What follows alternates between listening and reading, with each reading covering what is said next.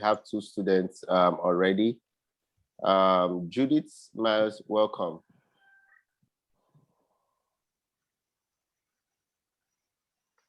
Can you hear us, Judith? Yes, I can now. Oh. Yes, I can. Okay. Hi, good morning. Okay. Sorry, I'm late. I'm so sorry. Good morning. No. Are you a teacher or a parent or? Okay, I am I'm a hospitality manager. Okay, she's one of us. Monday. She's one of the facilitators. Yes, okay. Yes. Fantastic. Which establishment do you represent, ma?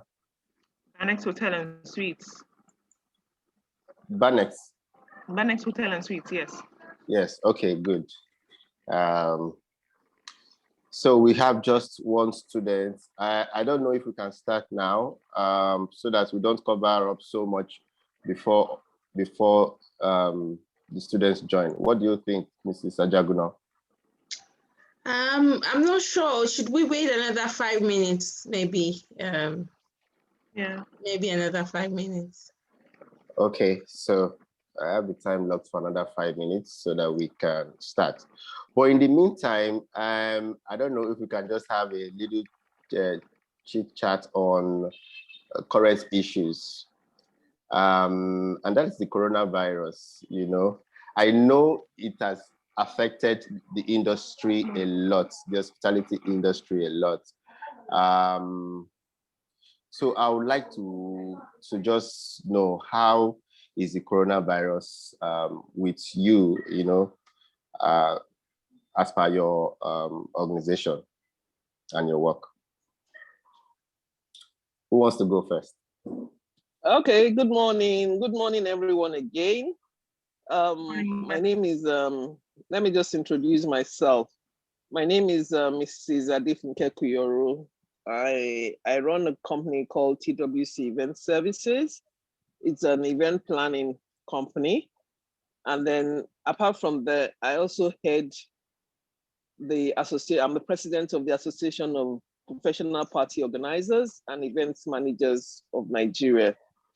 So I'm also heading an women entrepreneurs called NEW, NECA's Network of Women Entrepreneurs, entrepreneurial women called NEW. So I'm right there in the middle of, let's say, in the eye of the storm. The event space, like you have said, has been terribly affected with this pandemic, the lockdown and all that, but we just give glory to God that at least we have an opening up to a certain extent. Previously, after the total lockdown, then it was okay, you can only do 20 guest events. Excuse me, then it moved up to 50. Then they said, okay, half capacity of the hall. And when the second wave of the coronavirus came on, we were taken back right to 50 guests. And then now we again have gone back to have the capacity of the hall. It's not been very easy to run events that way, because even with the clients, the first thing is, okay, 50. Who are the 50 we are going to invite? It's okay for things like birthday parties. Excuse me, you can easily run 50 and then put every other person on Zoom. But when you are doing things like wedding, how do you divide the 50? Do you divide 50 between both families? Knowing that even the two families have two families. Sorry, excuse me, I need to bring this.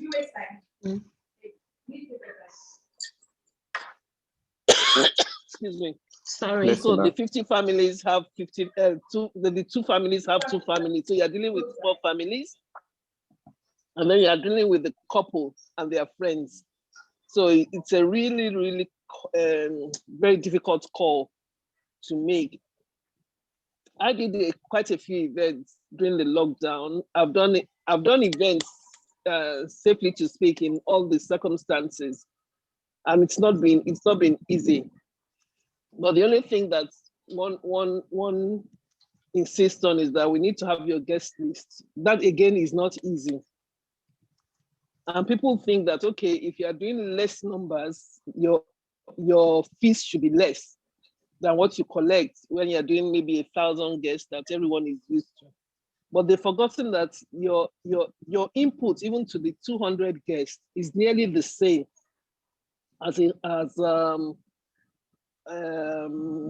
50 guests or as 1,000 guests. So we've just had to sort of adjust as we went along. You won't say no to a client. You won't say, oh, because they're not willing to pay as much as they would pay before, and tell them, sorry, I'm not going to serve you. So you just find a little. Thank you so much, Ma. Thank you so much, Ma. Thank you for letting us know, how resilient the industry can be in the face of a new, unexperienced before pandemic, that is on a global scale. Thank you so much, Ma. I believe we have more students in the house. So welcome you all to the career fair today, organized by Save a Child, Save a Nation Foundation.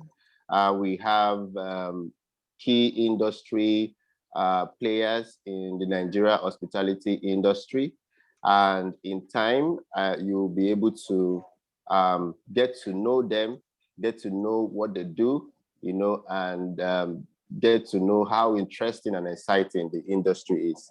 I want you to take notes as the speakers give their comments.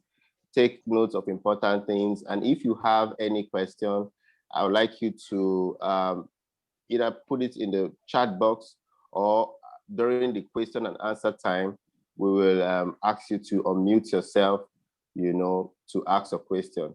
In the meantime, it would be nice if you have your microphone muted if you are not the speaker, so that we can have a good time with the speakers. So welcome our speakers and panelists once again. It is nice meeting you. My name is Monday Edoziem, the moderator for today's career fair. Welcome. So from the list of speakers here, I would like Mrs. Judith Myles-Makafui to introduce herself. The first question will go to you to introduce yourself and how you got into your present role, in the industry.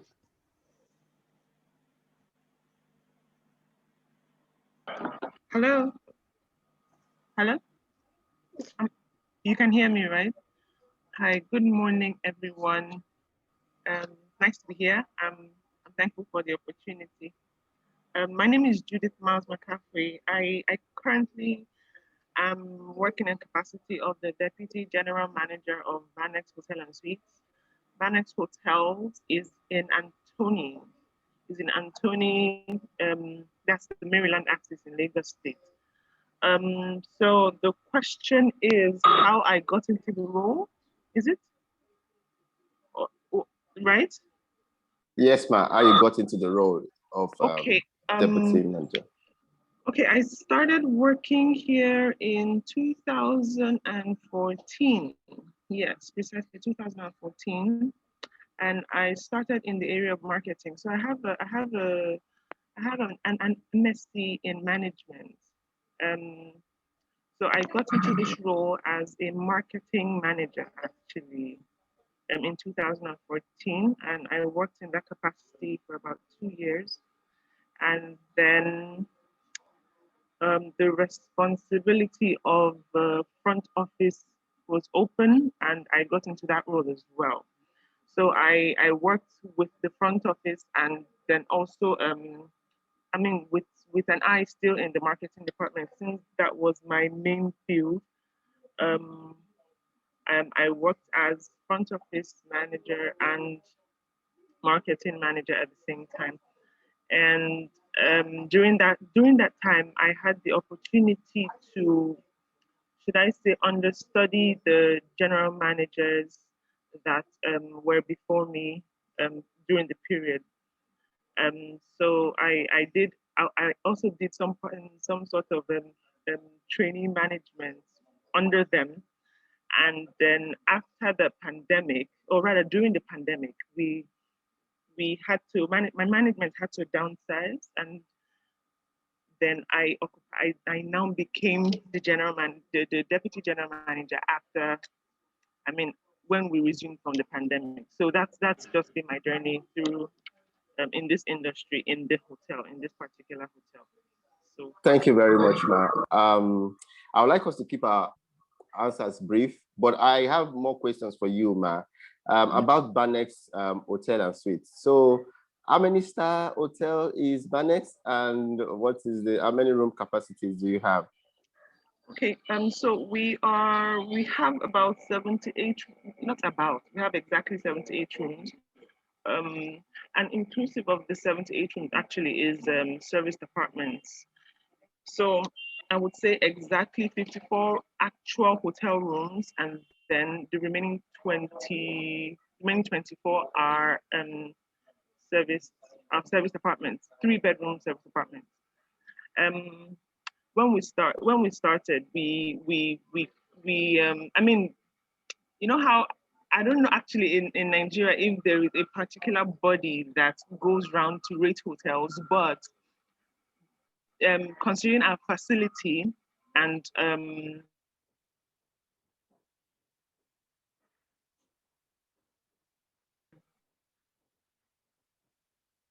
hotel. I didn't get that. You froze for a minute. What did you say last? I said considering the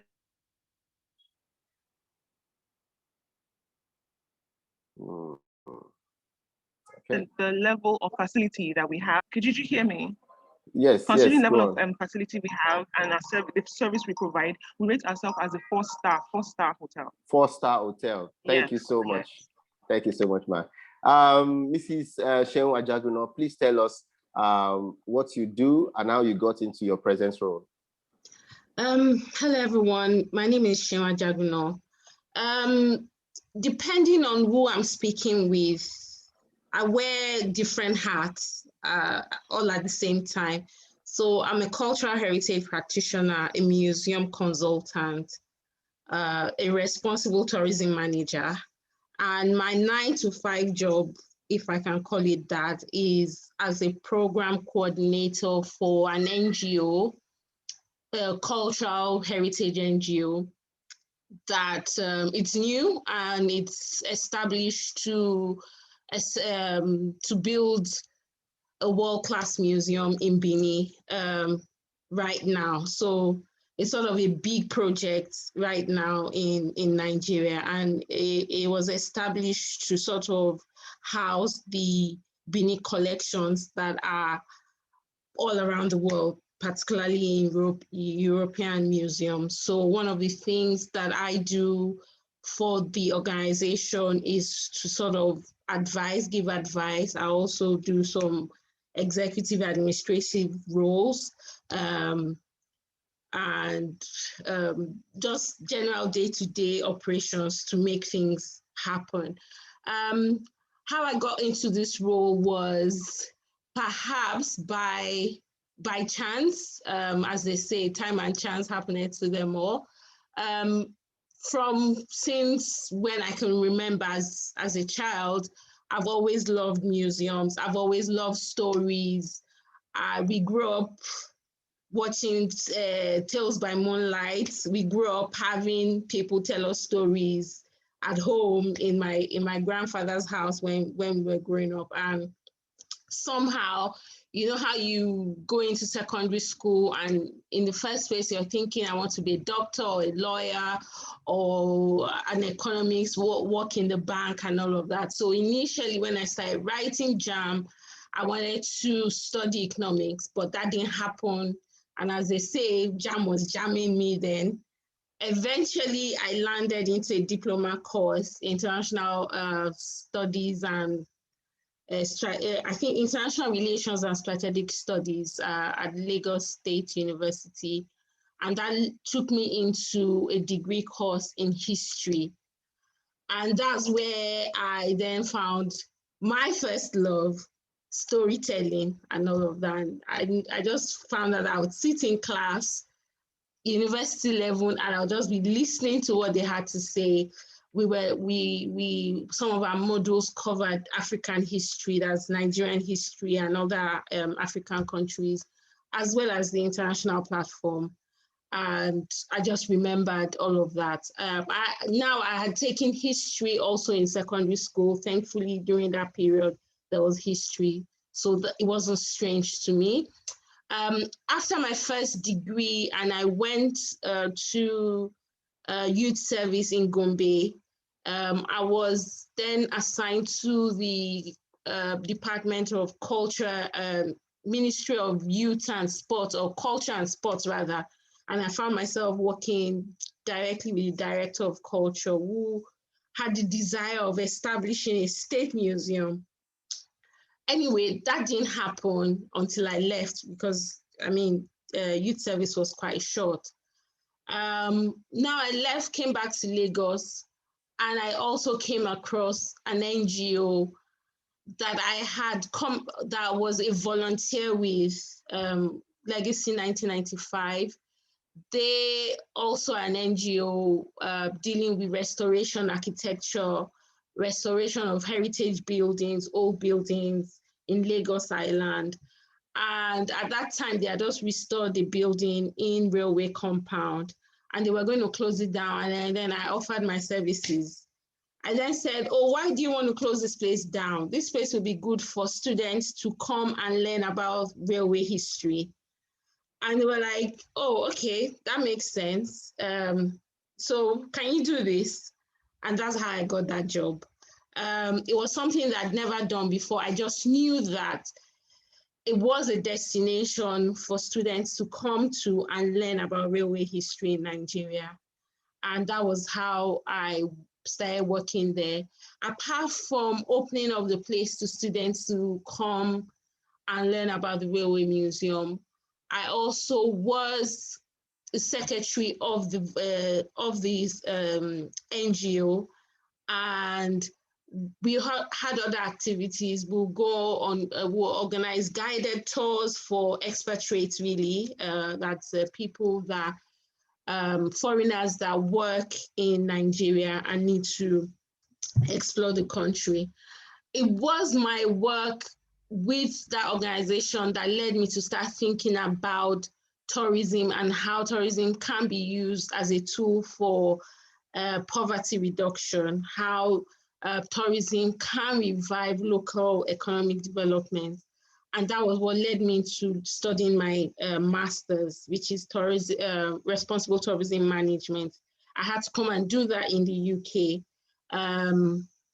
And basically, that's the industry I now work in, managing destinations and advising people how to manage destinations, so as a responsible tourism management, managing a destination, what are those key things that you need to look at? We look at the environment, we look at the culture, and we look at the economics, how we prevent leakages, how we manage communities that have the assets, that have tourism assets, for example. So basically, that's what I'm doing. That's what I do for a living every day. Thank you very much. Thank you so much, Ma. You've also answered one of my next questions, which is how important is what you do, to the society, to everyone. And you've shown that it is very important that we preserve our national heritages, and that those can also be a source of income, both for the country, providing job for the tour guides, and destination of interest to both foreigners and those locally. That is very, very fantastic. I don't know if Mrs. Kuyoro is still on, so she can answer. Yes, she's on. Please answer what you do. You've told us what you do, but tell us how you got to, what was your journey path, into getting to the many caps that you wear now. Good morning, Monday again. Good morning, everybody. Good morning, our students here. My journey is a very long one, so I'll just try and pick. I am a computer graduate by calling. At some point in life, I was working as a computer person for a while, and then I veered into HR. So, but at some point, I had to relocate to the United Kingdom. And while there, I just found that I got into what you would call the Ministry of Helps, which means that, you know, then event planning was not as vibrant as it is now. Anybody doing anything, I found myself rolling up my sleeves to assist. And then when I relocated back to Nigeria in 2011, I decided that, okay, anything I want to do at this point, by that time I had turned 50, anything that I needed to do must be in that line because I enjoy it. Once I am there trying to help people, I find myself, I just throw myself into it until we get to the final outcome. And then it dawned on me that that's where my joy came from, helping people. So when I relocated back, I decided, okay, what do I want to do? And it took me a whole year to decide that, okay, I'm going to do this as a business because I do it anyway without even charging for it. So what that did for me was that it sent me back to school to get my certification as an event planner. And then I set up my business in 2012. And I had since been running it. But in setting up my business, coming to an environment that I wasn't used to, I needed to network with people. I needed to be around people that are doing this thing because I can't bring the UK standards into Nigerian environment. So in my search for networking, that was why I found the association. Fortunately, it was in that year that the association itself was launched. So I quickly, joined them and, began to network, ask people, okay, how do you do this? How do you do your costing? How do you do your pricing? How do you do that? So, and in that year, even though it was my first year, I had a few events that I did that year, although I stumbled across it, but the outcome was good. The events were done properly. When I say I stumbled, maybe stumbled in my pricing and all that. And I had since been going on with that. So with the association, since it was even a new association, again with my that skill for helping people, I decided to join them, the foundation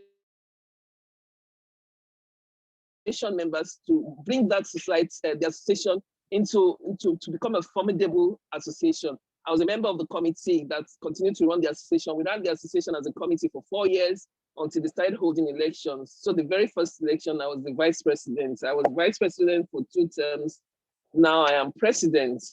So that's how I came into the business. And it's something that I just love doing. It's passionate, right? That comes right from within me. So, you need to be passionate about what you do. So that made it so easy for me to be able to run with this event. Okay, thank you so much, Ma. Thank you. Wahab, I see your hand. You can please put your question if you have any in the chat box, or you wait till the end, or when we ask you to speak. Listening to you and to all the speakers, I know that you are like the industry leaders. I checked TWC page and I saw that you are big, and so is Banex, and so is our sister Mrs. Ajagunna, what you're doing. So please, I wanted to let the students know so that it is something they want to aspire to. The next question is how you are going to, what subjects does the student need to take to, become what you are right now? What career path, what subjects will they need to take in school to be part of it, But I want you to let us know, like for the Edo Museum that you're working on, Mrs. Ajagunna, I think that is like very, very big, you know, considering how rich Edo State is in how do you call it? Those old crafts, and how valuable one of them can even be, you know. So please, in one minute each, just tell us how really big you are, you know, and how satisfied you are working in what you're doing. And then we can, in the next 1 minute or so, you can tell us advice on what subject a child will need to take in school to feel to, you know, aspire to become like you. So, Ms. Ajagunna, go first. All right, thank you. So let me try and take the conversation away from the project I'm working on right now and just talk on museum generally. At the moment, museums in Nigeria is basically, if you're talking museums, you're talking NCMA, that is the National Commissions for Museums and Monuments, and you have one in Lagos, and quite honestly, you have all over Nigeria. Each state has one. And that is run under the government. Just very recently have we begun to see community museums or private museums. So you've got somewhere like the Yemisi Shalom Museum that is attached to university, the Pan-African University. You've got there's a new one now, J.K. Randall, also in Lagos, just opposite Onikon. And you've also got the MOA coming up in Edo State. You've got other private personal ones, and you've got galleries, contemporary galleries and all of that. So what I'm saying we should take it off MOA is because it's a huge industry, and relating it to what subject you need to take is also very huge. So I'm going to talk about my own small corner if I was going to be a curator for a museum. Yeah. Now, depending on what sort of museum, if it's a contemporary art museum, then you'll be talking artistry, you'll be talking arts, you'll be finding yourself in an art class, literature, drawings, paintings, that sort of thing. So you're in the world of the creatives, really. If you were talking heritage museums like NCMA, historical museum, then you're talking history. You should have history, you should be talking literature. If you're going into university, then you should be talking anthropology, conservation management, cultural resource management, that sort of line. But the good thing about tourism generally, hospitality and tourism, is that it is an industry that is, you can come in even as a low-skilled person. Low skill, medium skill, high skill, it doesn't matter. You can come in from any period. So as a student right now, you can be volunteering, you can go to NCMM Lagos, or depending on your location, and be volunteering there. And within the museum also, you can be an educator. So you can actually be teaching people things. You can get students can come in and you'll be teaching them using your collections to teach. You can also be a restorer, conservationist again, where items of value you can restore. And this also, you need to study that. That actually needs to, you need to go to the uni to study that. So again, I don't want to dabble into, I'm hoping that I'll be part of this career fair as often as possible, and I can then begin to bring the different components, because there's so much professionalism within that industry. It's difficult to say that in 1 minute and move away, because there are very different aspects to it. Mrs. Judith was talking about her being a marketer. You also need marketers within a museum. Mrs. Kuyoro is talking about event management. You also need that within a museum, because every now and then there's an exhibition. So the curator sets up an exhibition. Maybe the person is talking about the Benin mask. Let's just talk about one of the Benin masks. And he set up a story around the mothers of Obas, right? And he has some artifacts around it. the marketer will have to go out to promote the exhibition, one. And then the person that needs to make sure that logistics, people coming in, the traffic management, the food, the music, the everything is all part of that. So sometimes you have a curator that has that sort of capacity to do everything, depending on the size of the museum. Some museums are very small, one person does everything. But there are some museums that are really big, you have different people doing different things. So the museum wall is huge. So like I said, I'm hoping that there'll be opportunity to begin to talk about the different aspects within a museum. But ordinarily from secondary school, you should be looking at the arts department, looking at creatives, going for history, going for arts, going for literature. You should also have a bit of commerce, really, because at the end of the day, there are economics, there's buying and selling within this. You're providing value and people are buying value from you. So that's also part of it. I hope I've covered this. Yes. Thank you very much, Mrs. Ajagunna. So as an art student, you will need to take basically your art subjects very seriously if you want to make a success in what field now? The hospitality industry. Yeah, Mrs. Judith Myles-Makafui, Banex Hotel is close to the airport in Lagos. I'm sure you are able to cater to travelers, expatriates coming into the country, so tell us how important your services are to the society. Tell us how big you are, just, to let the student know that is something to aspire to. And then what career paths are in your hotel industry, for instance, that a student can take? Just 2 minutes for that, please. Okay. Okay, so to be honest, hospitality is really hospitality in that industry, that's the hotels, is pretty important. And I mean, just a sketchy idea of even how this whole industry started. People travel a lot, right from years ago. Hundreds of years ago, people have been traveling, and that was what started this industry. I mean, when you travel from one country to another where you don't know anybody, before it used to be people in other countries assisting travelers, just providing assistance to them. But then that was how the whole hospitality industry started, from going from assisting travelers to a business, that's how important the industry is, because people are on the move every day. It's possible that every airport is busy. People are coming in, people are going out.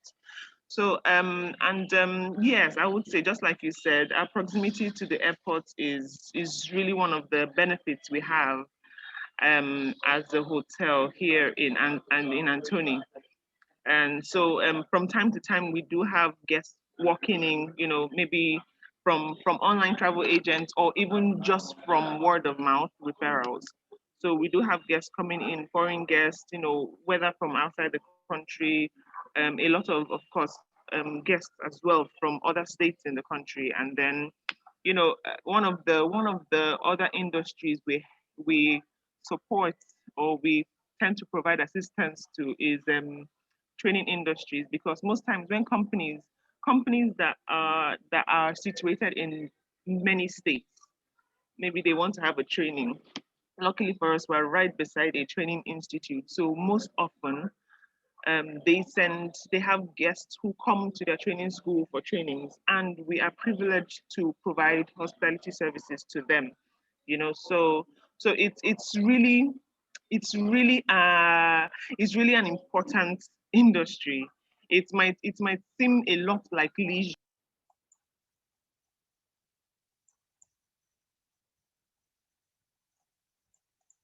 Hello? Hello? Yeah, we can hear you. Could you hear me at all? Yes, I yes, just noticed we can I hear was you. muted. Oh, okay, great. Okay. So but I think apart from the leisure aspect, because of course, a lot of people walk in here for the sake of leisure. We have pools, we have game areas where people can just come and relax and, you know, take time off, you know, but a lot of the most important part of this industry is providing that service to people that actually move about for business. And they're actually the ones that actually help to keep the industry afloat. And I mean, these times have been quite difficult because a lot of companies are still have their staff still working from home. So of course, patronage from organizations have been really slim, very, very slim. But I mean, I think that's why I thank God for the two categories of two profiles of guests we have. That's the private guests that walk in for leisure or for, you know, personal travels, and then corporate organizations who actually book out a hotel rooms or hotel space for meetings or retreats and things like that. So yes, the industry is a very important one. To answer the second part, I think your question was in three parts, if I'm not mistaken. The second part, yes, the second part is regarding the subjects you need to take to in school.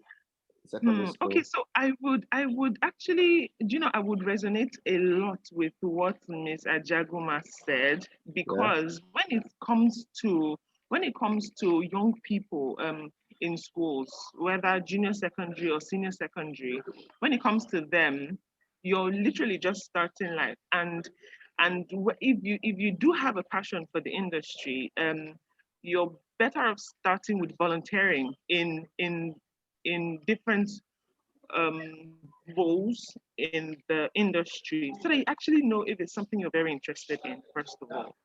You know, so I would say, I mean, I looked through the list of the subject list that Ms.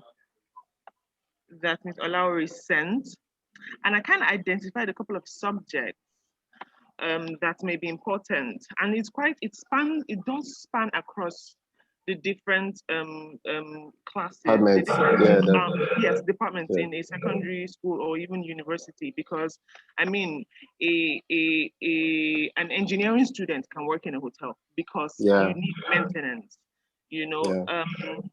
A graduate, finance a finance graduate can work in a hotel in the accounts department. Someone who studied French can work in an international hotel because you have that language skill, you know. And so the good thing, so with that language skill, you will just have to probably couple it with excellent customer service. And you know, customer service is the most important thing in this industry. So, and you know, and the funny thing is, yes, of course you can go to school to learn customer service, but if it's not something you're passionate about, or if it's not something that flows out of you naturally, it will be hard. So, and that's not to say you cannot learn it, but you just have to have a love for it in order to succeed. So, because even, I mean, the maintenance manager who studied electronics in uni that works in a hotel, when he goes to a guest's room to say, oh, I'd like to take a look at your AC, I had a complaint from front desk, you have to be able to make the customer happy with the service you have come to his or her room to render. So that's why, you know, that is a very important skill to have. Of course, food and nutrition is also very key. In fact, in most universities, in universities and mostly polytechnics, they have the hospitality course tagged as catering and hospitality management to show you how important catering is, because any traveler, anybody who is lodging, anybody who is sleeping would like to eat. So catering is actually very important. So that's food and nutrition as well. Then I also saw something really important, store management. That is quite key. Office practices, yes. You know, the couple of them. So the thing is that the industry is quite a vast one. That almost a lot of fields fields can work in the hospitality industry and still succeed at it, yes. And then even if you don't have qualification in these areas, like I said, you can come in as an intern, as a volunteer, someone who is willing to learn, as long as there is that teachability and willingness to learn. And of course, you find an organization that is willing to open their doors to you. You can actually start a path, a career path in this industry from any point. Honestly, even from someone as low as a public area cleaner, you can literally climb the ladder in the industry. In the industry. Yeah. Thank you so much, Ma. That was quite an eye-opener. You have all sorts of career people working in an hotel industry, from the engineers who work in maintenance to the finance to the those in nutrition and housekeeping and so security. Yes. You know, it's just a lot, really. So there are many career paths into making a living or making impact and contributing to society in the hotel industry. Thank you so much very much. Thank you very much, Ma. Mrs. Adefunke Kuyoro.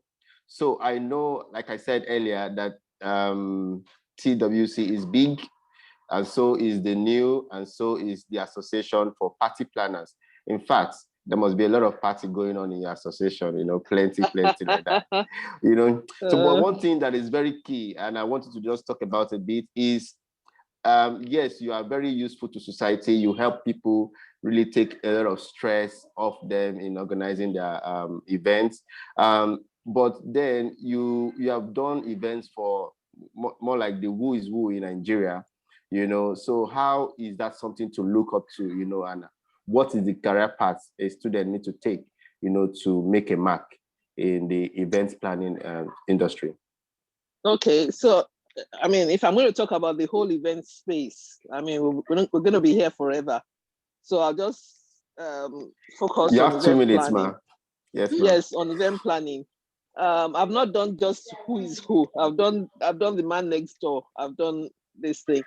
So, but what I also train people. I train people to become event planners. This industry, we do not have any particular career path in school. All you need to do is have, I'm going to talk more about the skills you need for it. We have medical doctors who are event planners. We have every sort of person becoming an event planner in Nigeria. It's just a, you know, no holds bar. The first thing is you need to be intelligent. Not to say you need to have, I mean, if you have any degree, you can become an event planner. That degree helps you to understand things, helps you to be organized, helps you to be able to articulate what your client is looking for. I mean, if you don't have that basic education, you might not be able to cope. So after coming out of school with any degree that you have, I would always advise. I mean, I see people who will tell you that, oh, I planned my own wedding, therefore I'm now an event planner. No, it doesn't work like that. You need to take training and certification because there are certain skills that you need to understand. I said the organizational skill is very important. You must be able to organize things. You may be able to articulate what your client is working, how you're going to put it together. You must be able to communicate. If you haven't been to school, how do you communicate with the high and mighty, like you called it, or the low and low? You need to be able to balance everything up together. So that's that. You must be networking savvy. I can come into any room and general mingle and try and find out what this person is about. If I feel that you have something I need, I will come to you. And when I say I need, it might be information, it might be knowledge, it might be everything. I come to you and I open up a conversation. So as an event planner, you need to be able to do that. You need to know how to solve problems. My interns, when they come to me and they start working with me, the first thing I tell them is that don't come to me with a problem. come with the problem and the solution to handling the problem. Don't just come and tell me, oh, this thing is not working, or this. Come and tell me, okay, it's not working, but this is how we're going about it. So that's the way I train them. You must be able to negotiate. So you must have that power of negotiation. Customer service skill, you need to have it, because you have all sorts of people. Two clients will never be the same. The way you handle them it matters. So you need to be able to do a budget. You need to be able to, work with computers, draw up your budget with Excel, so that you tell your clients, okay, this event you're doing, after looking at everything, this is how much it's going to cost you. Sometimes the client is going to give you the money in bulk, 25 million, 30 million, 50 million. Go ahead and just plan my event for me. At the end of the day, you need to give account of the money. So if you don't have those skills with you, how do you do that? So you must be computers literate. You must be able to write your letters. You must be able to put together a mood board, for instance, a floor plan. How is the event plan going to be? Event space is going to be when you are doing event. You must be resilient. Resilience has kept us in this industry. If you are not resilient, the people that are not resilient have left. A lot of people did not survive this COVID area. So you must be resilient. You must look at, okay, you must be adaptable as well. And resilience and adaptability. This is what we find. We find ourselves from doing full events. Now we do what is called hybrid. If you decide that you're not going to be adaptable, how do you do that? How do you begin to use Zoom to run your events? Yes.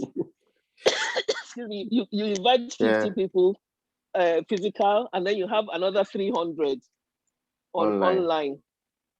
So you must be able to adapt. You must have leadership skills. If you are working as an event planner, you work with vendors, and sometimes it's not the owners of the company that you are working with. You are working with waiters. You are working with drinks people. You're not working with so you must be able to lead them and tell them, this is what I want you to do, and just come down to their level. So all these things just requires a level of education. I'm careful not to say you have to have a degree to do it. But whatever level of education, if you want to go into event planning, I will tell you for free that you must be trained. After you get trained for a year or two, take an internship with an organization to see how it's done. And so those are the skills that you need, rather than a career path. Just go to school, get as much education as you can, so that if you stand in front of Buhari, you can explain to Buhari what his event will look like. Yeah. And if you stand before the person living next door to you, you can explain to them without any ambiguity on what their events will look like. Indeed. Thank you so much, Ma. I like how you brought it, to bear that you don't need a degree, to be successful as an event planner. But again, you also made it really sound like you need the highest degree that you can get to do it, because when you talk about floor plan, you have to. I'm not an architect. How do I read a floor plan? You talked about. I'm not an architect as well. One day, I'm not an architect. You talked about. But that is called adaptability. Yeah, adaptability, which is very key. Right now you run an hybrid event with in-person and some other larger group online. If one is not computer literate, they can't really cope. You talked about budgets. Those who don't like maths, please take your maths seriously. You talked about so many things. Well, another thing you talked about that really made me smile and chuckle a bit was the 25 million, 20 million part. I was like, so it's a very, very rewarding industry. Mrs. Ajagunna has taken the chat box to educate us further. Please, students and all the participants, I would like you to read the chats to get to know more about the museum and the sector. Yeah. So she's talked about the different roles we have, the different jobs we have. The main areas include the archivists, right? Yes. You know, you talked about the conservator, you talk about the curator and their jobs. You talk about the exhibition designer. You talked about the exhibition officer and their roles and what they do. You talked about the heritage manager. You talked about the historians, the museum education officer, the museum director, and other general museum roles, you know, from the galleries and heritage sites and all. So if I were you, if you know how to do it, you can simply copy these charts and paste it somewhere where you can refer to them again. These are very, very rich, very rich notes she has dropped for us to look at. On soft skills, Mrs. Judith, please tell us some soft skills. We've learned that you need to be a computer literate, you need to know how to do budgets, you need to interpersonal skills. We talked about so many soft skills that you need to succeed in the industry. I think one of it's both ways, it's like 50-50. You have to have education, and 50% is also your emotional intelligence and everything, you know, how to handle people. It's very difficult to handle people, really. So you want to talk about some soft skills, Mrs. Judith? Some soft skills. Just tell us in 1 minute about the soft skills you need to succeed. Okay, thank you. Okay, so like we have already said, one of the most important skills, soft skills that you need actually in the industry, because it is mostly about relating with people. And yes, it's really about people, the industry, in whether it's in the event aspect, the museum, everything you're doing is in service to people. Whether it's the people that you work with, as maybe your staff, your colleagues, or whether it's people, especially the people that come to receive your service, it's people. So communication, number one. Communication is number one, and not just communication. Anyhow, is good communication, proper communication. You can read someone's experience or their impression from just how, from the way they look, or even from even more than what they say with their mouth, but from the way they look, from the look on their face, you can tell, oh, how does this person feel? And you are willing to go out of your way to actually solve that problem. And that's it. Get satisfaction. Get satisfaction at an event. Get satisfaction at a museum. Get satisfaction in the hotel. You want to be able to solve problems. So that's problem solving skills. Being patient with guests. Being and to be honest, a lot of times you can have guests that are demanding. You also have to be very patient, and there has to be a level of, what I say, self-motivation that you have, because when you know, because of how people are and how generally in Nigeria we do not take customer service seriously. You can walk into a supermarket and you ask, oh, please, where can I find this? And, you know, someone just bluffs you and says it's over there, or they don't even respond, you know. And that is because we don't have a good culture of customer service. That's in a supermarket, but you cannot have that in this industry. You cannot have that in a good hotel, at a good event in this industry. You probably would never see that guest again. You know, a hotel is not just about the beauty of the building or how fantastic the aesthetics in the room is about that interpersonal relationship you have with the guest.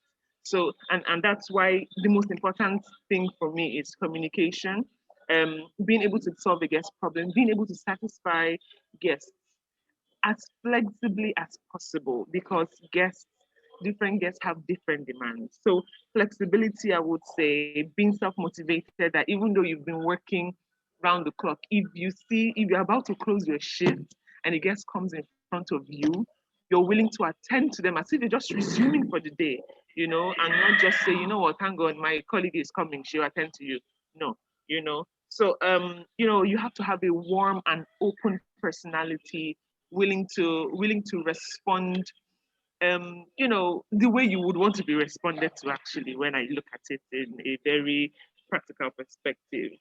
And then, and that's just generally talking about the soft skill aspect, And then also when it now comes to your internal customers, that's your colleagues, is being able to relate well. Because I mean, you're going to spend more than half of your day every single day with a set of people. If you don't relate well with them, you don't treat them, if you don't treat them well, or you don't have a good relationship with them, you're just going to have you're not going to have a nice time at work. So, having a good relationship with your colleagues as well has potential to make, is a good skill. Let me just put it that way. It's a good skill to have in the industry. Yes. Wow. Well, isn't that what hospitality is? I know, you right? have to be an hospitable person to be in the hospitality industry. You can't not say I'm not patient or I'm not friendly or jovial and you want to be in the industry. So you must be able to have a good and beautiful smile, like Mrs. Ajagunna is having right now. Mr. Ajagunna, just tell us in 1 minute, maybe any additional soft skills I will need to be in the tourism aspect, of the industry. Quite honestly, I'll just emphasize what Mrs. Myles has said. Communication. Be approachable, be accessible, be friendly. In communication, she had mentioned something about good communication, having people understand you and you also understanding people. I also learned that a bit late. I found out that your talking does not mean that everybody understands you. Doesn't mean that you're communicating.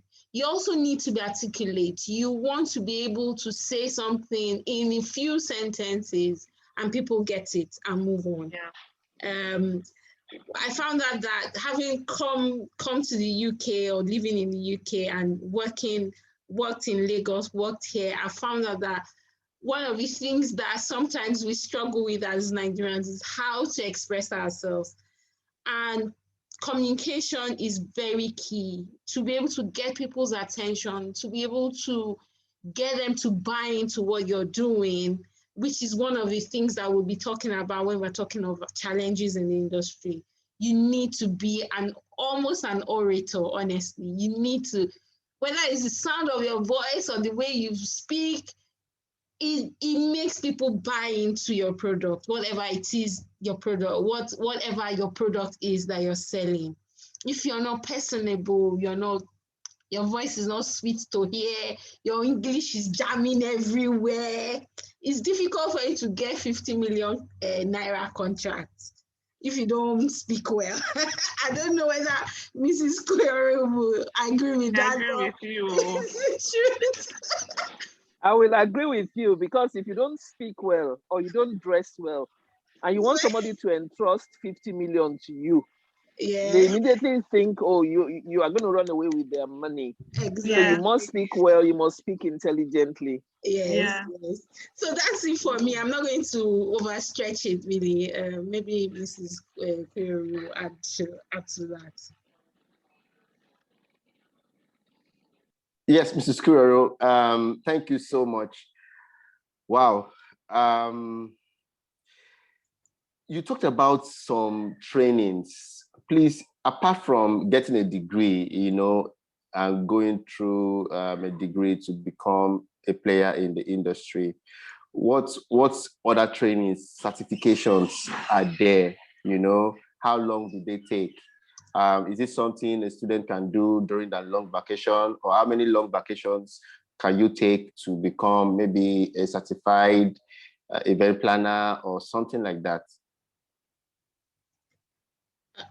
Yes, basic training it takes maybe about 6 weeks to train. But like I said, while I'm saying that you don't need a degree, I've already given it an undertone. You have to have a level of intelligence, because part of the things you're going to be taught is things like budgeting. You are talking about being able to add.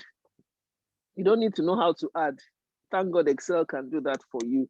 So all you need to know is know how to use Excel, know how to use the formulas, know how to, pander with it.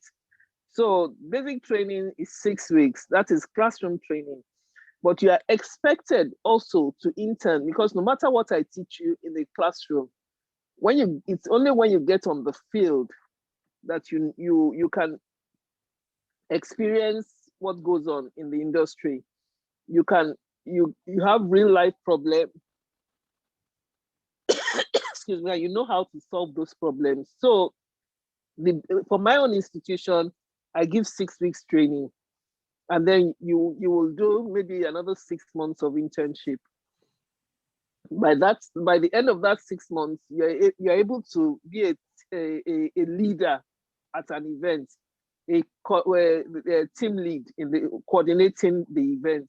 So we sit back and watch you do your own coordination, bringing people together. Your leadership skills are assessed to know that, okay, once, excuse me.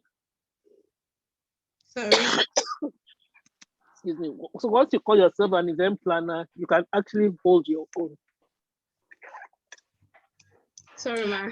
Bless you, ma. You need to have a cup of water or something. I've just done that. Oh, sorry. Oh, thank you so much, ma. Sorry. So, thank you, Mrs. Kuyoro.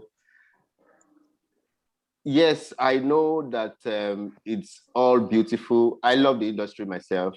I love to travel. I love to talk, to get to know places, to meet people. That's the fun part of it, really. If I'm a tourist guide, for instance, and I'm leading people to Dubai, come and see Dubai, or I'm leading people to Obudu Cattle Ranch or to Edo Museum, or, I love traveling. So that is very good. What are the other things that, before we look at the challenges, it will roll into the challenges, really. You can talk about both. So what are the challenges of, so if I love traveling now, traveling will not be a challenge for me, I'm just saying. So what are the challenges of the industry, of working in the industry? I can think of, off of my head, I can think of long shifts for Mrs. Judith. Maybe she said working 12 hours with your colleague. That's a lot, So what are the challenges in the industry? And but I believe if it's something you love, it won't be a challenge for you, students. So Mrs. Judith, can you just talk about the challenges?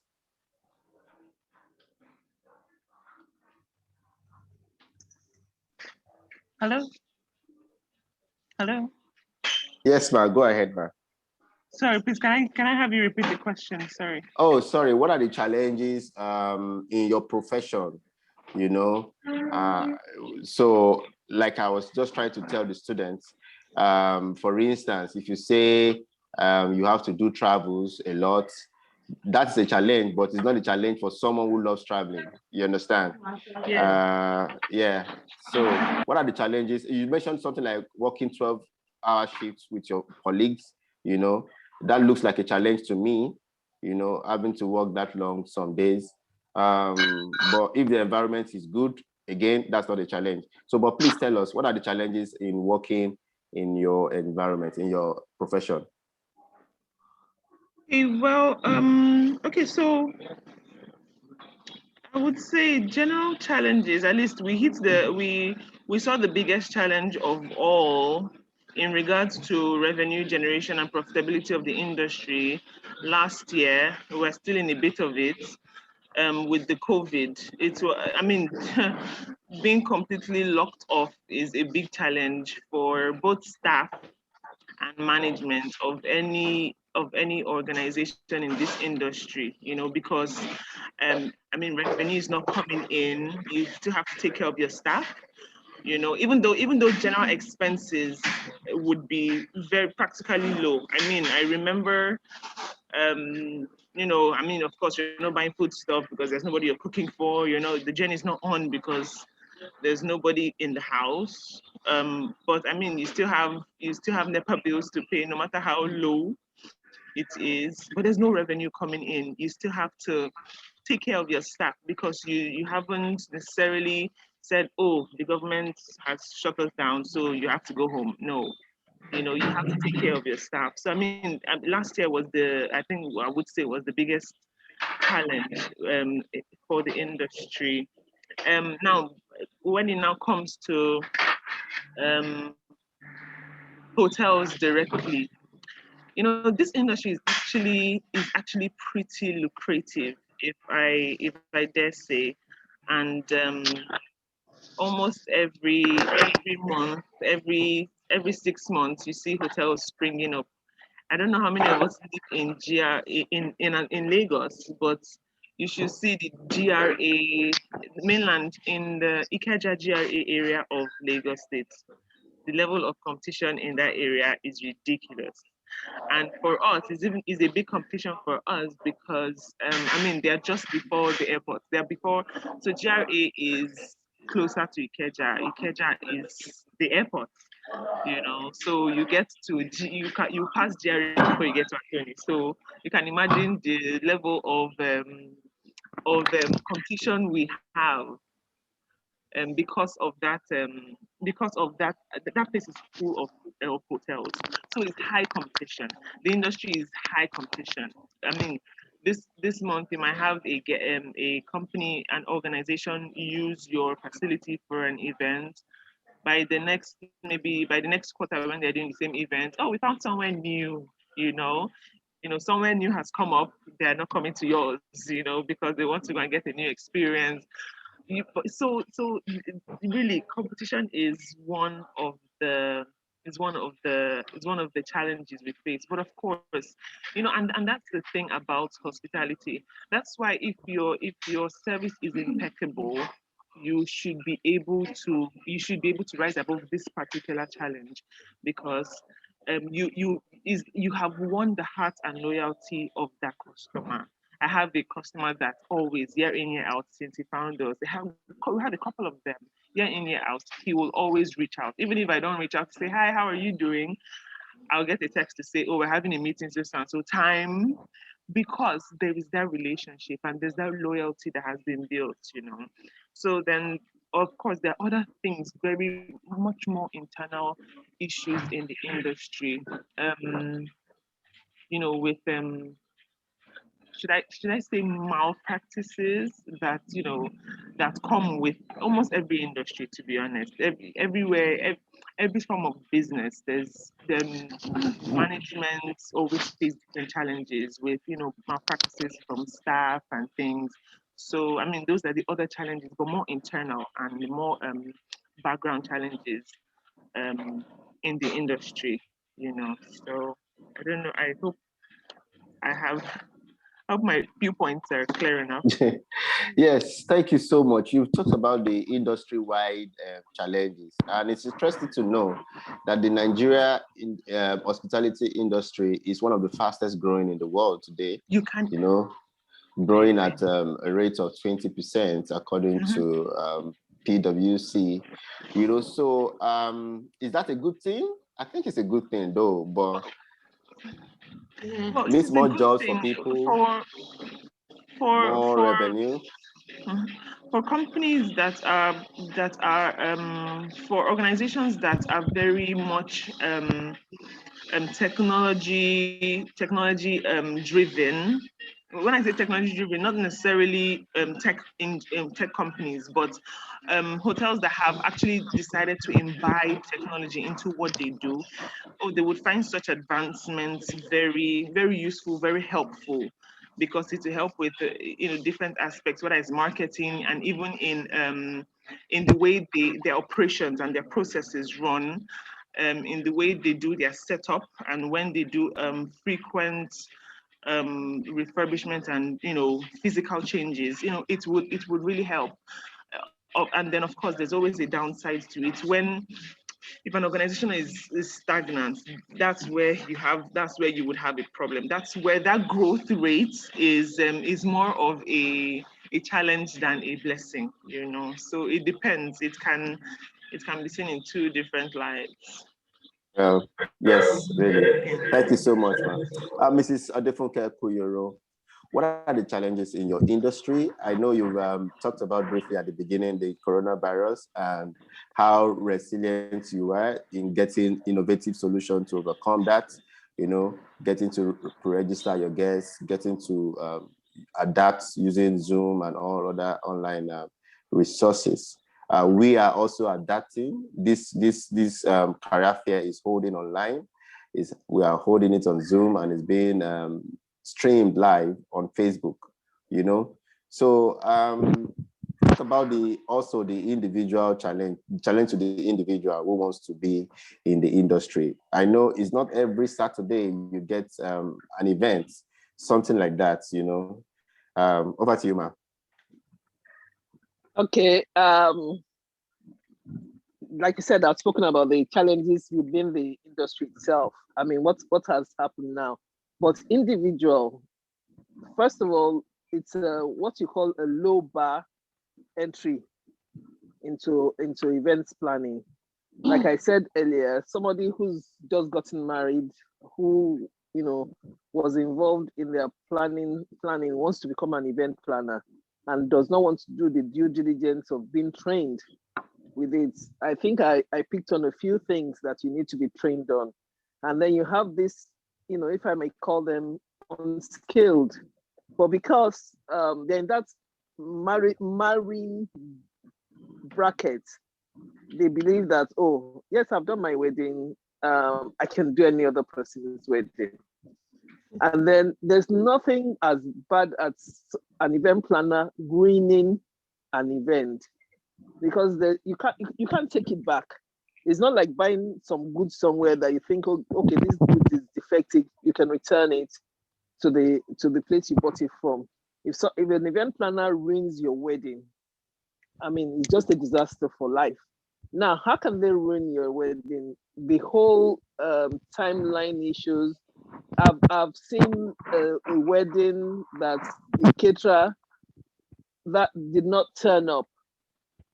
And when the caterer was called that morning, said, oh, is the wedding today? I thought it's next week. Can you imagine what will happen at such an event? You have to either go into Tasty and buy all the rice they have there to feed your guests with. So those are the sort of due diligence an event planner has to do. You need to ensure that, okay, when you are determining how much quantity of drinks, amount of food that you're ordering, you need to ensure that you order enough, because there's nothing as disastrous as serving your food halfway and then the food finishing. You make allowance for some of your clients who will tell you, oh, I'm only doing an event for 200 because they really don't want to pay. And then you get there on that day and you see 1,000 people. How do you deal with that? So those are the challenges. If you are not trained, if you are not experienced in those sort of things, can become an embarrassment on the day of the event. That's one of the challenges we face. We also face challenges with vendors, because especially for young people who are entering the industry, I thank God I can hold my own, but I've seen people try to bully me. Clients try to bully me, vendors try to bully you. Ensure that every conversation is recorded somewhere, so that when they say, oh, this is what you discussed with me, you can bring out the evidence and say, no, this is what we discussed and this is what we agreed. So all these things comes from experience. If you don't have experience for it, and when I call people, I sound like a broken record. So I need, those are the sort of challenges. Some people are not forthright. I'm sorry to say, even vendors, when you tell them cook for 500 people, they can, if you're not careful, and if they know that you don't know your onions, they can cook for 200 people. and tell you the food has finished. I brought food for 500 people. So those are the sort of challenges. The long hours, we have long hours. I've slept on the floor of an event center before because I envisaged a problem that was going to happen. It's a very big band, and I knew that I had limited space for them, and I knew that they were going to set up overnight. So I needed to be there to ensure that they did not take up unnecessary space. So I slept in the event center. When they came, when they came in the night and started setting up, we got into a tug of war. And I said, no, this is the space I'm giving you. You cannot go beyond this space. You cannot put your speakers in people's ears and break their eardrum. So those are the challenges we face. So you must be bold. You must know what you are doing as an event planner to be able to overcome these things. You must be able to solve problems. So those are the, when you talk about challenges with vendors, challenges with clients, you must learn to earn the respect and the trust of your clients. Judith says something that there's no closing now. Even if it's the end of your shift, you don't tell them, I'm done. I'm not going to speak to you. Wait for my colleague who is going to resume. You continue to talk. I've had clients chat me up on Sunday. And when I initially started, I just thought, what is this? Why are you chatting me up on a Sunday? Sunday is not working hours and all that. But thank God for WhatsApp and everything. So to keep them happy, because if they go, I lose out. So you need to give them that overall experience. I continue to chat with them. I'm not going to chat with you when I'm in church, but when I'm out of church, I continue the chat. And if I have to go somewhere, I politely tell you that, oh, sorry, you will see that I'm not answering your phone call or your messages in the next few hours. It's because I'm otherwise engaged.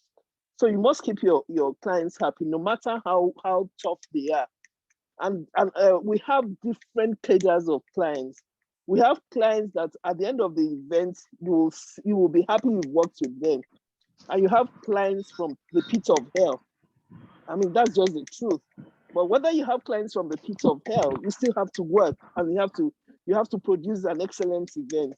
So the first thing you know, okay, this person is like this. How am I going to manage the person? I've had people call me, for instance, at 12 midnight. It's their phone call that woke me up. I mean, so we had, and you pick up the call and there's no, oh, I'm sorry I'm calling you at this time. It's like, you must be working 24 hours because I'm giving you money. So you need to know how to manage them. At the end of the day, we become friends. In all my years of experience, even if I have a very uncooperative vendor, I can successfully say I have 100% result of turning them around, of being able to work with them. I mean, we might not be the best of friends, but for the purpose of that event, we become friends for that day. So those are the sort of challenges we face.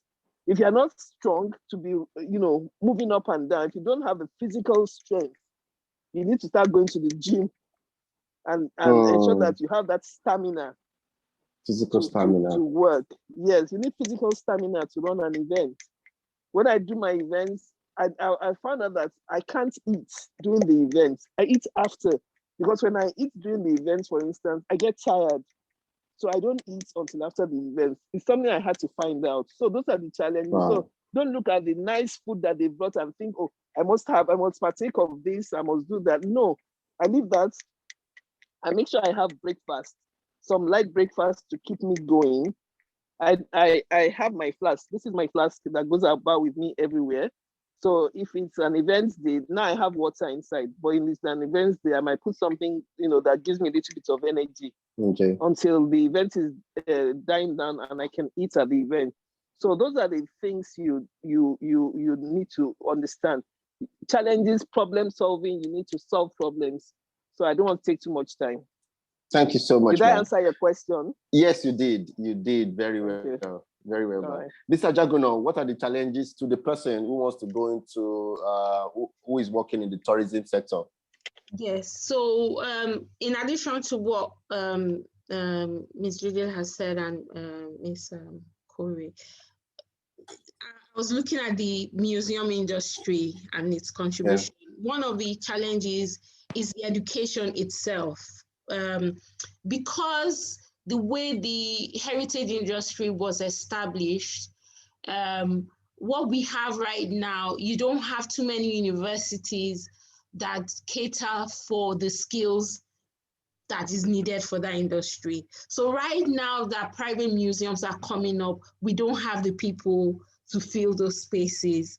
So again, back to that, the question before this question, I would encourage young people to go into internship and apprenticeship, go and volunteer for museums or heritage establishments so that you can bridge that gap.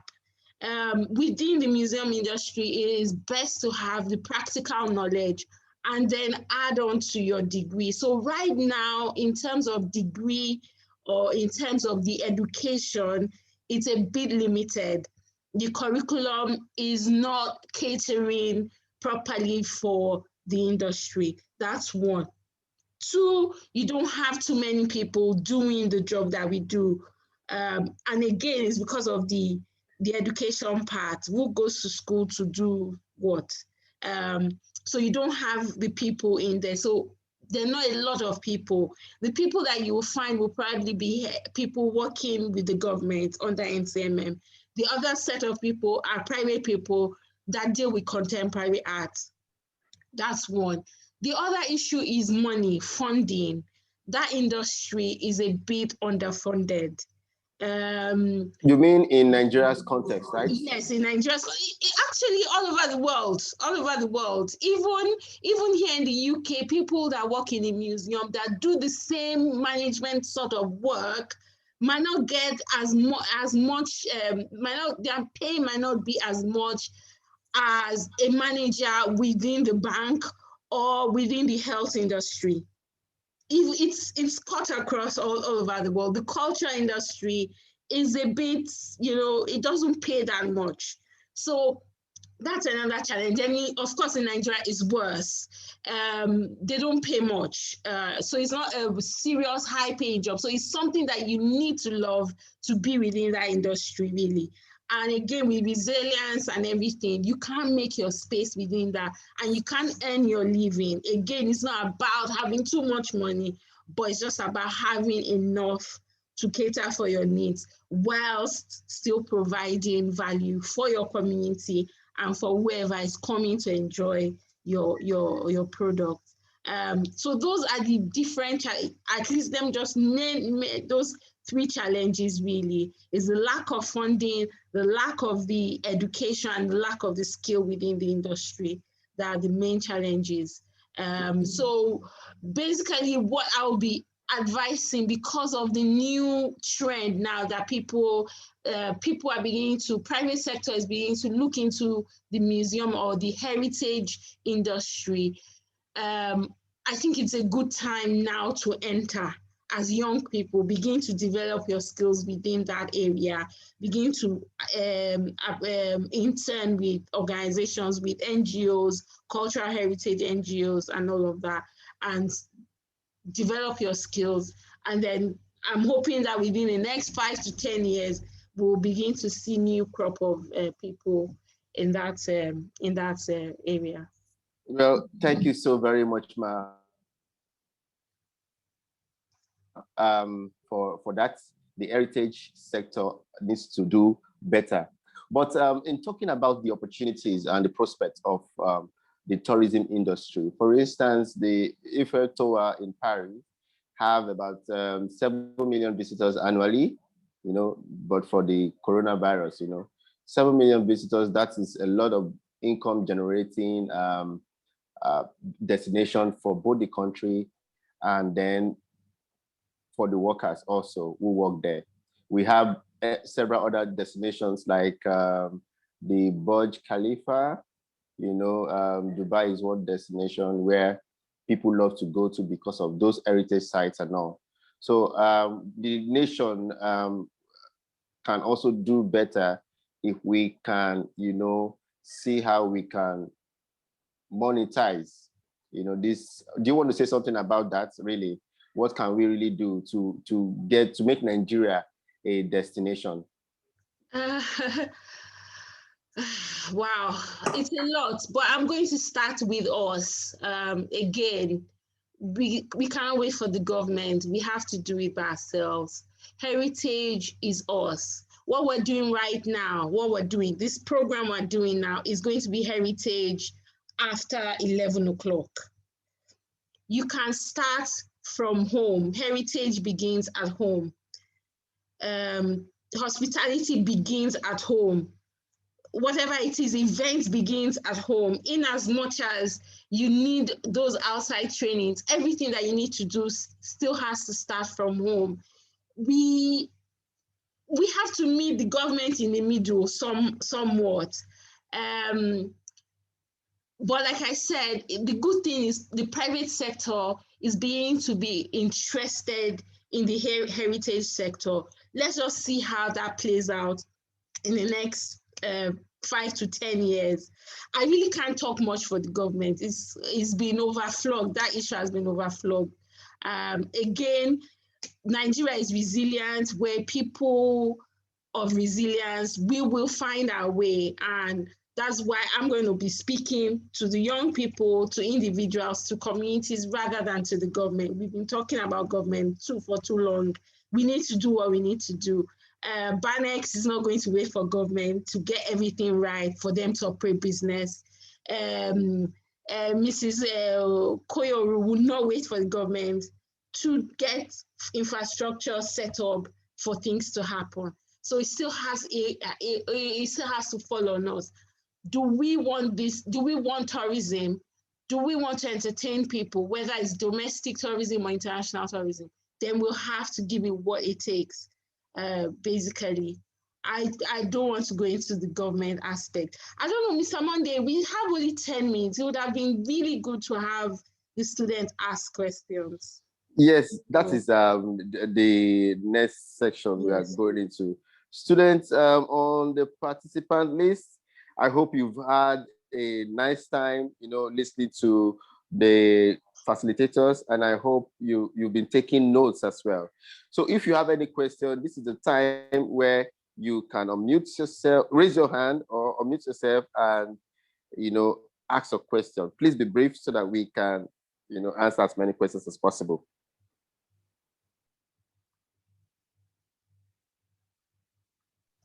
Yes, thank you, Wahab Fauzat. Please go ahead and ask a question. Thank you so much. You're muted though. Okay, sir. Most of you said something about the lockdown, how it affected you guys negatively at some point. So what kind of advice would you give to survive in such an era like this? Mrs. Kuyoro, you want to answer that?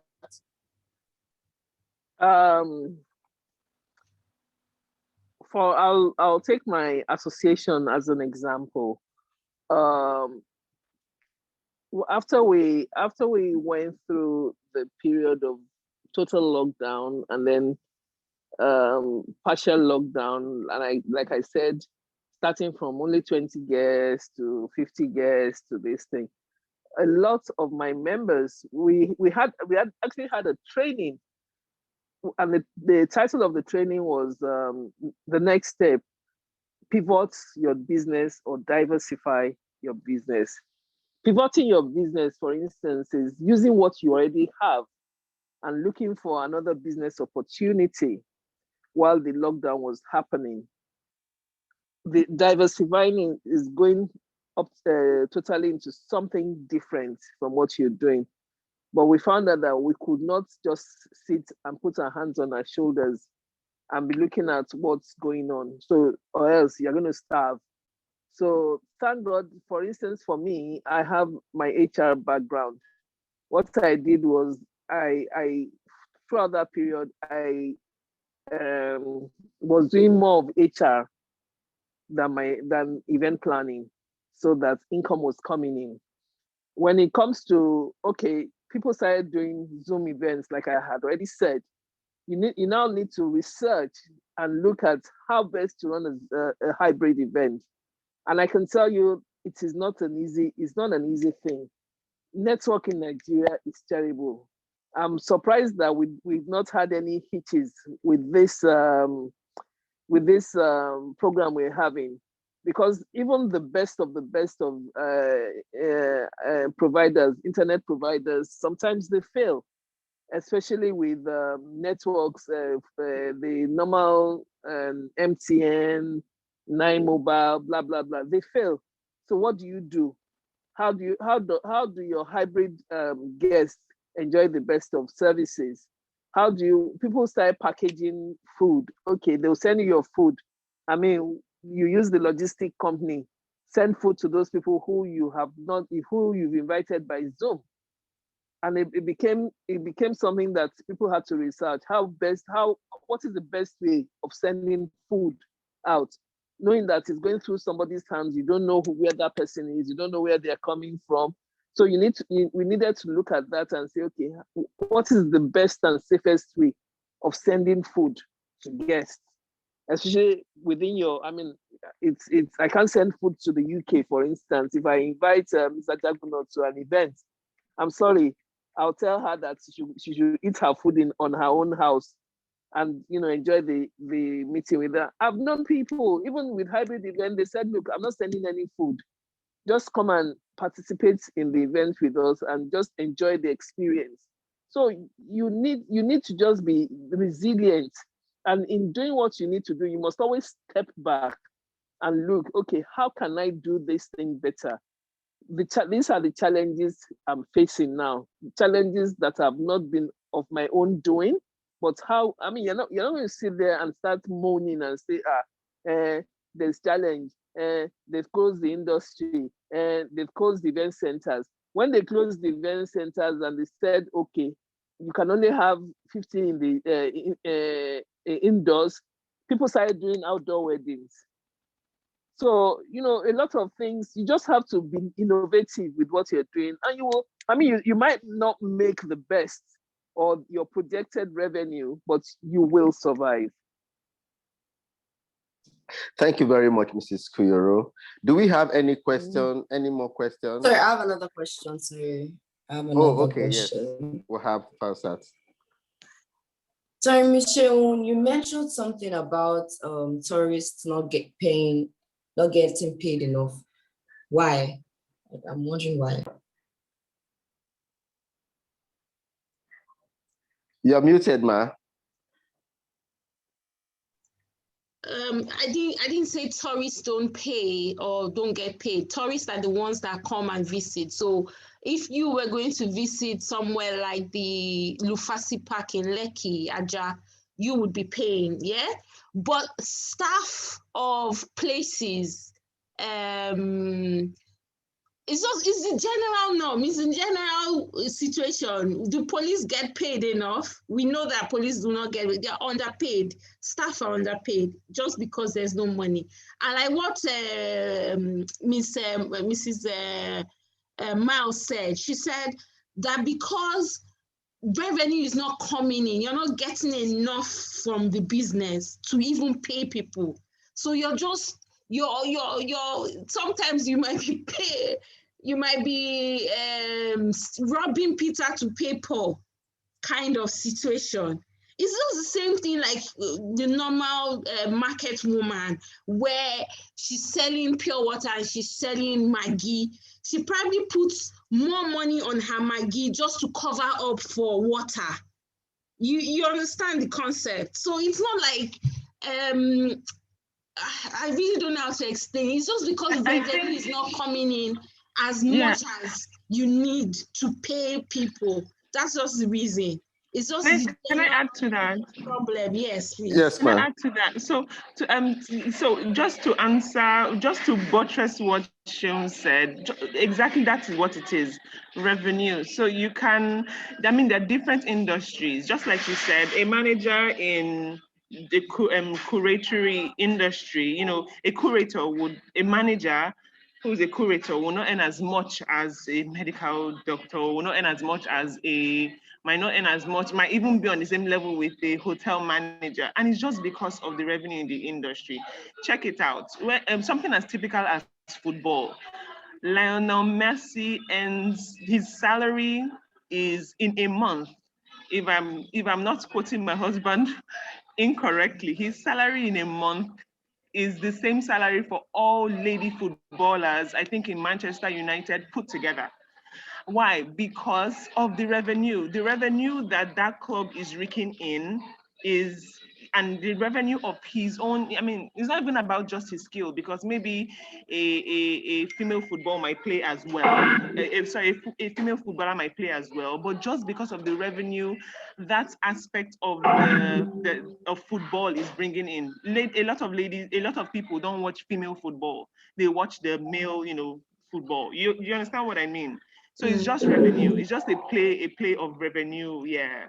Yeah, And what brings in money, and to be honest. One other thing is, because the tourism industry is so infrastructurally based, you have to maintain. The first thing your revenue goes for is to maintain your infrastructure. When I mean infrastructure, your building, your machine, electricity, your machines, your lifts, your whatever that makes your destination hospitable.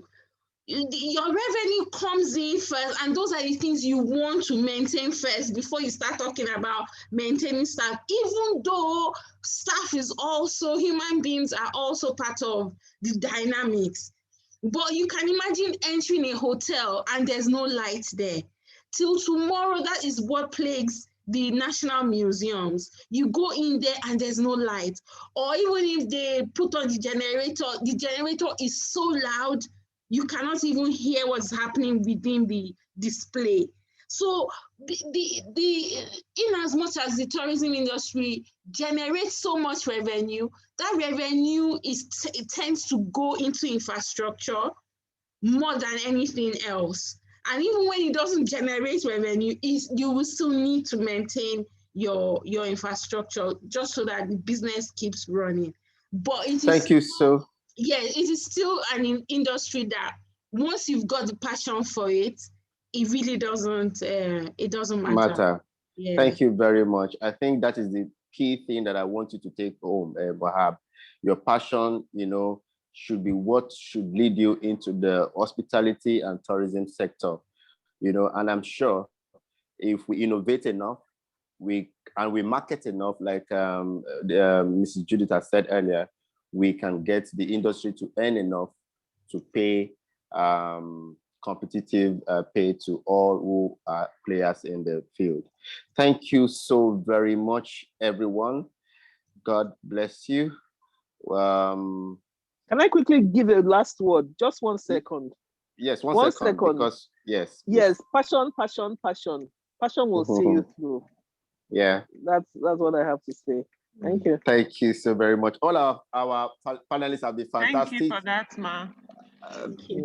Thank you, Mrs. Judith Myles-Makafui. Thank you, everyone. Wow, it's been a very fantastic.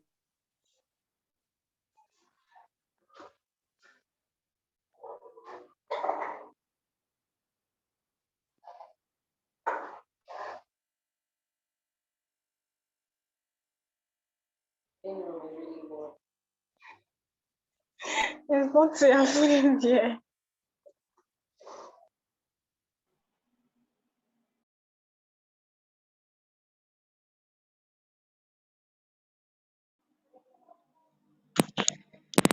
Okay, I can see everyone is coming back. We didn't want to leave, actually. We were having, so we had a little glitch with our recording, so I had to stay in the human services group, and it was really, really enlightening. From my main group, usually I would hop into one, hop into the next and stuff, but I had to stay in human services to record, and it was quite enlightening. Thank you. Is everyone coming in now? Okay. Yes, we're here. I'm here. Okay, everyone is back. Oh, thank you so much. It has been an awesome time this morning. I'd like to thank the anchors, Monday Edoziem and Taiwo Onobolu. Thank you so much. I'd like to thank all my speakers. It's been so awesome. Thank you for taking out time to share knowledge with us. And like I was listening to Taiwo in the other session, she said it has been enlightening for her. When I said she should anchor the human services, she said, "Why human services?" And I said, "Well, you can do it. Just do it." And she has learned something. She has learned a lot of new stuff. So, and the whole point really was to open our children's eyes to see other things. So when Sarah Yodeji was talking about medical rehabilitation, you find that children want to study medicine. They only think of medicine. They don't know of other areas, other medical areas that they can think about. So I was really happy when I was able to get her. And funny enough, I saw WellPath Physiotherapy. I watched them on TV. It was the boss was on TV on a program I watch on TVC, and I stored the number, sent a message, and they sent Sarah to represent. So, and when she said, I thought it was just physiotherapy until they said, oh, we also have an occupational therapist. And I'm like, oh, what's the difference? What do you do? But I've learned something, so I'm really glad. I'm really glad. Unfortunately, I couldn't really hear anything. As I said, I wasn't in the hospitality group, so I didn't really hear anything going on there. But I'm sure you've learned a lot there, and we've recorded the sessions, so I'll put them on YouTube, and obviously we'll share them far and wide as well, so more young people will get to listen, more young people will get to learn. So thank you so much. Thank you. Students, after this session we're having at 12 o'clock, we're having the law, public safety and corrections. In that section, we'll have a police officer, we'll have a retired judge, and this morning I was just able to get a fireman or firewoman, as the case may be.